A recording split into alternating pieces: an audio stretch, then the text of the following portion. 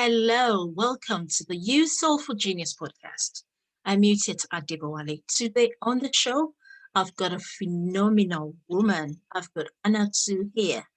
Anna was my inspiration so many years ago in terms of accounting, taxation. She used to be an accountant for medical doctors and health professionals, and she is I'm not going to say she's so intelligent, so knowledgeable. Goodness, she wowed me every time she spoke about that. But life changes, and she's such a strong woman.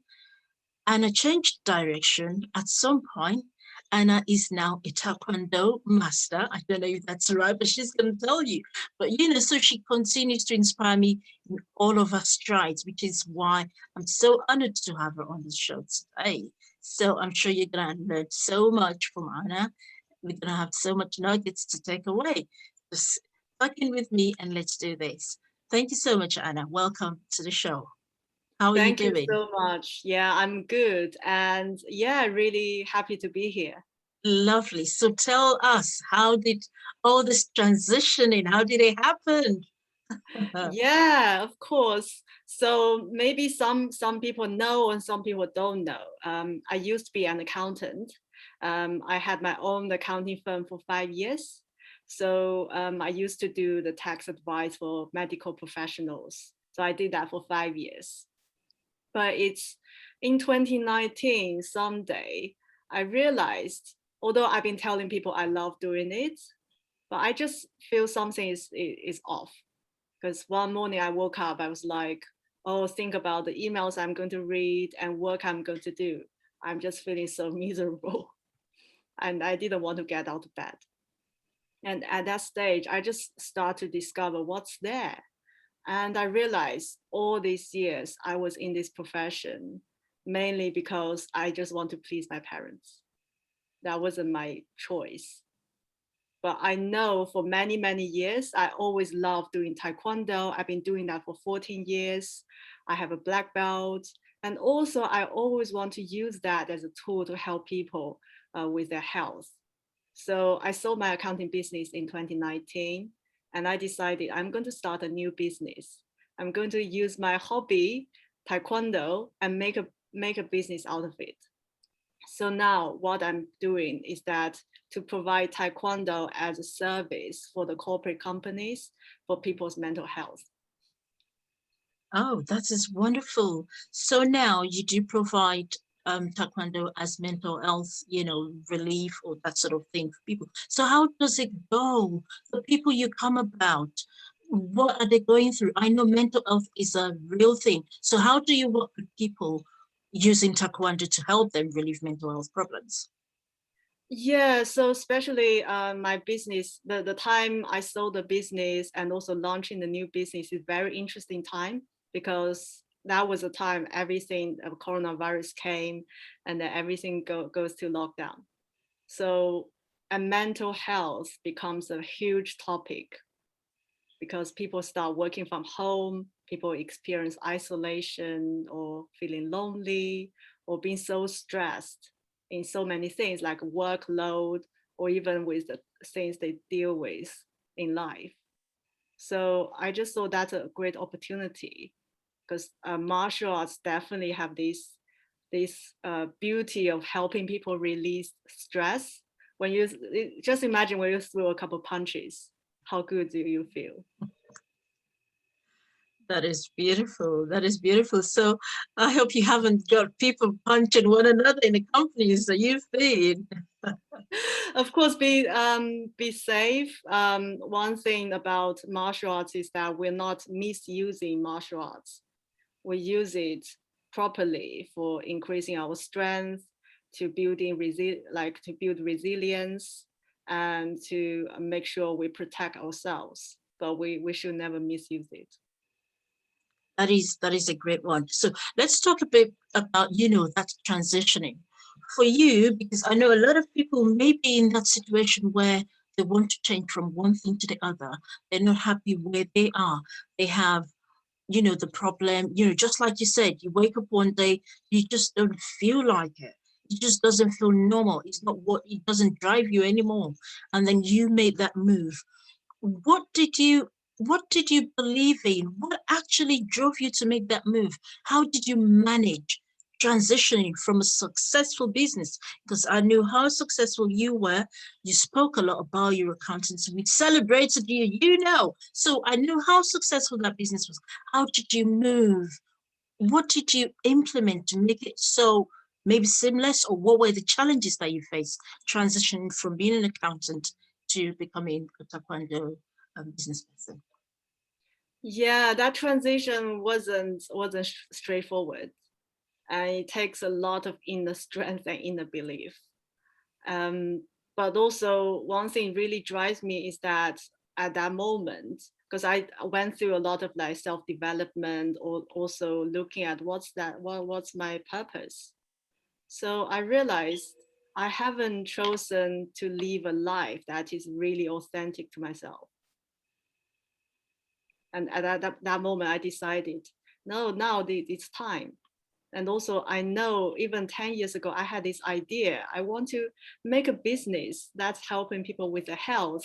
I didn't quite know what's that. Of course, I was still in accounting profession, but now I have the experience of building one business, and I'm a lot wiser, I'm more knowledgeable, and I know now it's time I can do it. Lovely. That's so beautiful. Okay. So let's talk mental health. So what tips do you have for people to build that resilience? Because a lot of people are going through challenges. It's a very challenging time now. How do people build resilience? How can they build resilience with Taekwondo and other things? What are the other things we can implement to help us build resilience in this challenging period? Yeah, so resilience in this challenging period, it's also very, very hot topic, and it's connected to mental health. One thing I know about resilience is not about being strong, it's not about being holding up to something, but it's more of having the discipline to look after oneself. So it's very important, like it's very easy when, especially most of us like professionals, business owners, we tend to like work a lot, like high achievers. We can hold ourselves accountable to take actions in business, in work, and get things done. But most of people, they are not good at holding themselves to account to look after themselves. So it's really the discipline of, now this is the time I'm going to take some break, and I can move my body, I can do some meditations, or just walk around to get away from my work for a period of time. And then I come back. I know especially people now working from home, it's even harder to set that boundary between work life and personal life. Goodness, so double trouble then. So, Yes. so when we have that problem, we cannot detach from what we're doing. We cannot set boundaries. The problem continues to mount. So Yes. what tips do you think people can do? How do we find accountability buddies? Do we have a timer that says to us, go on? What can we do to achieve that balance, work-life balance, family, your self-care? What can we do? Yeah, so there are a number of ways. Of course, accountability body, having a group of people doing the things together, that can definitely help. That is also one of the reasons why I provide this to employers. So if the employers can provide something like this, that even employees take 1 hour out from their desk, and that can make a huge difference. But of course, people can have there a lot of number of ways, but definitely having like doing it with a group or somebody who is there to champion this, that can really make a difference. Okay, so talk us through, what you do. How how do you channel this? How do employers and employees, get to do the work? Do you go in offices? How do you channel your whole program around helping people, become more resilient and help them with their mental health? How do you do it? Yeah, so right now I'm running my program online. So it's essentially it's based on Taekwondo. And we went on to the session to start with, because martial arts isn't just about physical things. It's also the way of being.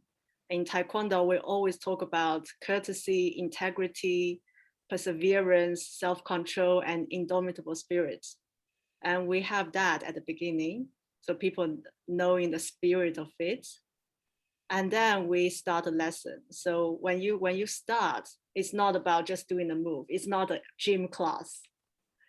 It's Okay. more about how you can really connect your body, and then how you can like really enjoy that movement and be present.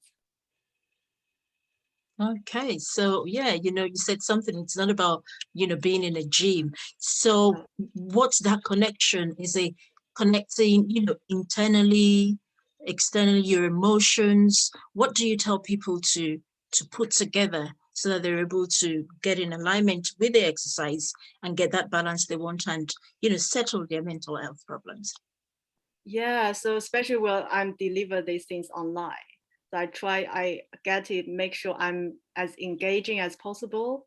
Also, I try to like talk to different people, like, you're doing great, and this so and so doing great. Even some people are off camera. I just as if I'm talking to them individually. Also, I encourage people that they listen to their body. And I know people from like in corporate environments, we never know like what fitness level people are. They might be complete beginners. They might be somebody who is more experienced. So it's always not comparing oneself to another, but really listen to your body and do your best. So they can really channel what's their inner martial artist look like, and they have their own version. So there's no need to compare themselves with others, and it's a completely safe environment, and also they feel they are being taken care of. Oh, that is so awesome. So like how many sessions do you do? So I mean, online, we do great things online now. You can imagine having to do a taekwondo class online. So do they have to, for them to be able to achieve great results with what you're helping them with, do they have to do like a number of sessions over a period of time? Or is it a one-off thing, or come today, how does it run? It really depends on the businesses. So there's one particular client who's in the banking industry, and we've been working together for nearly 6 months. And it's like once a week, we do one session. And it has been like employees have been saying, yeah, every time I'm most looking forward to this. It's great to have this every Monday. And it has been like a lot of, because I did a feedback form with the people who participate regularly. They have find that, yeah, actually it has helped them improve their fitness. Also, they find a great tool to release stress. Also understand a bit more about Asian culture, because another element about like diversity, inclusion, that's also another topic in the businesses that can also have a connection with mental well-being. That's true. Yeah. Oh, that's really good, that's really good. So when you get people to do all those things, the exercises, so do you also go into things like, as well as doing taekwondo, once a week or thereabout, do you also do things into telling them that they need to manage what they eat, or, other things like that? Or is it just, it's okay for them to do taekwondo and they'll be fine? Well, right now I'm not particularly doing nutritional consulting, but also if some issue comes out, I wouldn't say you can just eat eat whatever you want, because that's another element. I would have a touch on it about eating healthy, about eating the right food, also eating mindfully. That's also the important thing. But also I can say if you really need some support, there are nutritionists out there. You can seek for professional help and you can do certain things, but it's not as part of the package that Okay. I'm offering right now. Okay, lovely. You said something about, when you tell the clients, this is not a gym class, that sort of thing. So what's the difference, having registering in a gym class to say, okay, I'm going to be going to the gym once a week or twice a week and doing Taekwondo? What's the difference, please? Yeah, so of course, one thing is people going to gym, they just going by themselves, or especially right now with social distancing, they might go with a family member or from their support bubble, but just like a more isolated way of doing exercise. There are many benefits of doing that. Of course, people can still go to the gym and build the strength, and do whatever they want in the gym. But with Taekwondo, it's also opportunity to bring everybody together in one session. And it's always great to have somebody really guide you, and you feel really being looked after in your sessions. And also in Taekwondo, there are certain movements that's really aiding the mobility. Especially I'm from the professional background, and I know how it feels when you sit in long day in front of desk, like the shoulder tension, the back pain, or the soreness, or like a tension in your body. So I can actually connect the Taekwondo moves, certain Taekwondo moves, and to the mobility for the office workers. Okay, lovely. Yes, another thing I was going to ask, with regards to you can, what to do in terms of mobility, that sort of thing. So, for example, when you register to go to a gym, you're registering for particular things, your toning, muscle building, whatever. So with Taekwondo, do you have set practices for different things to help you with different things, relaxation, muscle build, whatever, do you have different things, or do you just do all of the exercises and it helps you with your emotions, stress relief, your body toning, whatever? So how does it work? Well, in terms of the session itself, there are different elements in Taekwondo. I try to give a variety each time. But of course, at the end of the day, people want to like have a great session, like learn something new. And also doing Taekwondo is also requires more coordination as well. It's also great exercise to the brain. So I try to mix things up. Like in Taekwondo, there are elements of fighting skills, like sparring skill with your agility, also with the combination, also self-defense. So I do try to mix things up and give a different taste to in the different sessions. That is great. So, I could come to you and say, I want stress relief. You're going to be able to give me exercises that I do. So how long does it take people to learn to become to be able to practice on their own doing Taekwondo? Or is it not something you can do on your own? It really depends on the individuals. Of course, well, even after one session, if you are really master one technique, you can start practicing on your own. I always encourage people when they have time, they practice on their own, because in Taekwondo there are certain moves, like even the punch is a basic thing. People like white belt, they do it. Black belt, they do it. It's just repetitive, but the more you do, the more you understand what that really is, and really understand the technique. Because even the simple like punch, it looks like very easy, everybody can do it, but you will know where the force is coming from. It's actually like from your shoulder. You need to like really super learn to relax your shoulder. So that's why I always encourage people to practice and build a muscle memory. So even that's why also in martial arts, like you might think the black belt and white belt, they're doing the same thing, but black belt, they actually master the moves. I'm lost. What's black belt and white belt, please?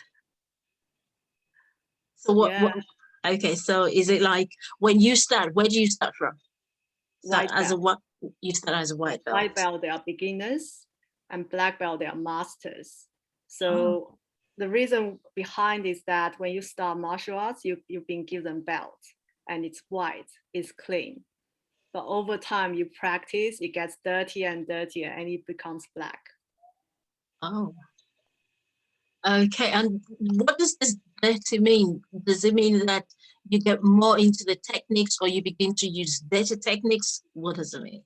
Yeah, just the practice over time, Oh, being consistent, being committed, and it's like over time you become master of it.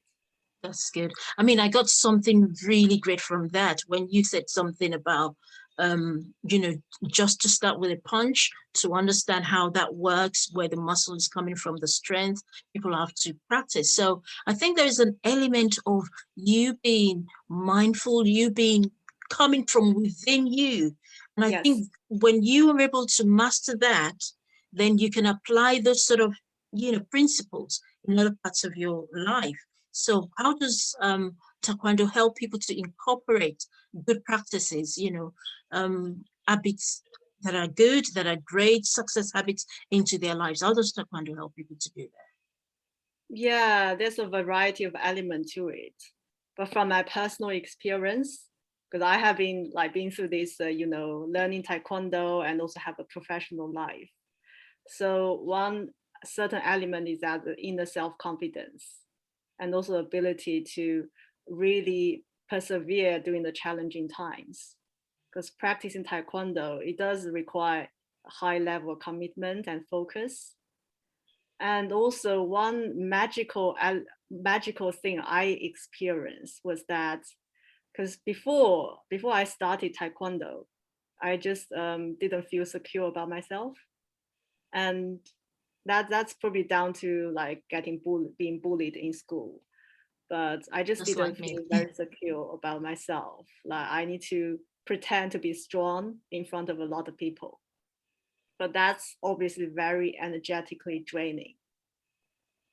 But when I actually started Taekwondo, I just realized actually I don't need to pretend anymore. I just feel like I'm so secure, I'm so confident within myself. I can just be soft on the surface. I don't need to put on any masks. I can just be myself. But I know I'm secure from inside. That's great. That's wonderful. Okay, so what do you wish that everybody knew about being, true to themselves? Because you went from being a successful accountant, which you still are, you're just not practicing, to being a Taekwondo master, teacher, trainer, consultant. So what? And that was because you didn't feel it aligned with you anymore, which is okay. So how do you? What can you tell people when they're not feeling true to themselves with what they're doing? What can they do to achieve this authenticity? That alignment with who they are or who they want to be. Yeah. So first thing is that the courage to admit that, because it took me like a lot of courage to really get present to actually that's not what I really want, and I don't have to pretend anymore. And the second thing is that you don't keep it secret. At that time, actually start sharing with people. Of course, share it responsibly.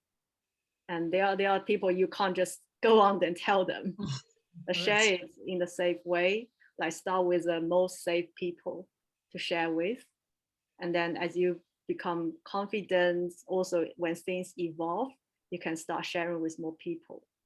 Because the way I sold my business, I actually didn't go to any agency, I didn't advertise. I just start sharing with people. And somebody, all of a sudden, somebody from another firm say, "Yeah, did you say you want to sell?" And I said, "Yes." And they say, we're actually looking to buy. good. That was a pretty good one. Lovely.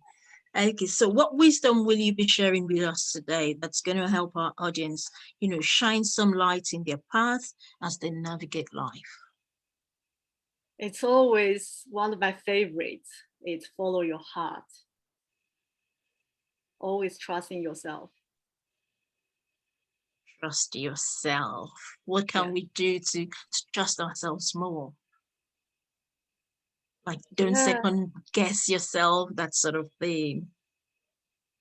Yeah. Don't think, don't have to think too much. So if you think that's the right thing to do, then go for it. Just go for it. Yeah, just go for it. Even if it turns out to be a failure, maybe that's a very step you need to experience to achieve the next level. So Lo- don't second guessing any like inner directions that's given to you. Lovely, lovely. So how can we connect with you? How can people connect with you if they wanted to connect with you online? How can we connect with you?